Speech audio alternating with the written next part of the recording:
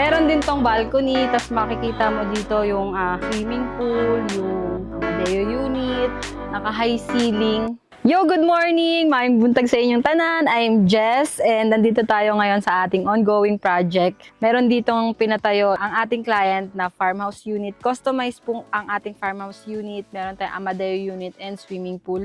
Total lot area nito is 320 square meter. Tara, pasukin natin. Papakita ko sa inyo ito, yung ating customized farmhouse unit.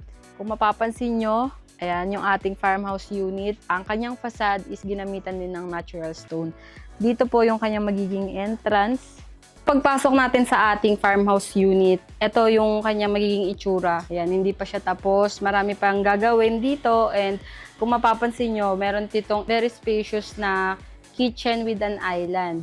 Tapos, ito, yung farmhouse unit natin, meron itong total of 4 bedrooms, 2 toilet and bath, and 1 common toilet and bath. So, dito tayo. Dito pala yung magiging kitchen natin. Yan. Lalagyan din niya ng yung island niya, and then naka-high ceiling. Tapos, dito tayo daan sa kabila, sa may stair, akyat tayo sa taas. Yung farmhouse unit natin, meron tong 65.5 square meter floor area, and then yung second floor natin meron siyang 32.2 square meter floor area. Tara, akit tayo sa second floor. Ito yung isa sa mga bedroom na nandito. Ito may sarili rin siyang toilet and bath. Naka-PVC ceiling din to, and then ito dito meron siyang toilet and bath. Ongoing pa rin. Ganyan yung itsura ng ating farmhouse pag naka-ongoing. And then dito naman yung stairs papunta sa second floor. Bedroom din po ito. Meron din tong PVC ceiling, and then meron din tong balcony, tas makikita mo dito yung swimming pool, yung Amadeo unit. Pagtapos nito, ito pwede itong gamitin, nakaka-relax yung mga ambience niya, maraming puno sa paligid, ganyan. And ayun, hindi tayo makatawid dun sa kabila kasi wala pa yung stairs dun sa kabila. So ayun, ito po yung kanyang second floor. Tara, baba naman tayo, punta na naman natin yung isa sa mga unit na kasama dito, which is yung Amadeo unit. Ito naman yung ating Amadeo unit. Katabi lang siya ng farmhouse unit natin. Yung Amadeo unit natin, meron itong 32 square meter total floor area.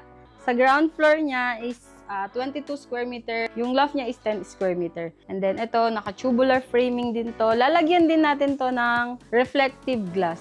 Hindi ko pa mapapakita sa inyo kung ano yung itsura niya sa taas kasi hindi pa siya tapos, naka-ongoing pa lang siya. Tapos ito pala, kung mapapansin nyo, steel framing siya, and yung railings niya, tubular. Dito naman tayo, dito yung magiging kanyang toilet and bath.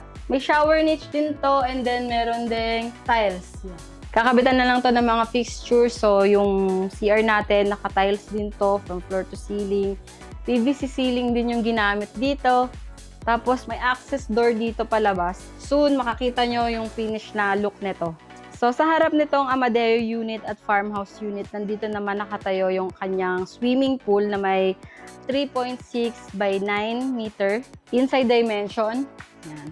Kinonstruct din dito ni Hegdes yung kanyang fence and gate. Tapos naka-steel framing and Piston board din po yung ating mga fence. That's it as of now. Yun lang muna ang mga ipapakita natin kasi naka-ongoing pa yung ating project. Samahan mo ako sa isa pa nating house tour. Tara, uban ako ninyo sa isa pa nato ka house tour. Bye!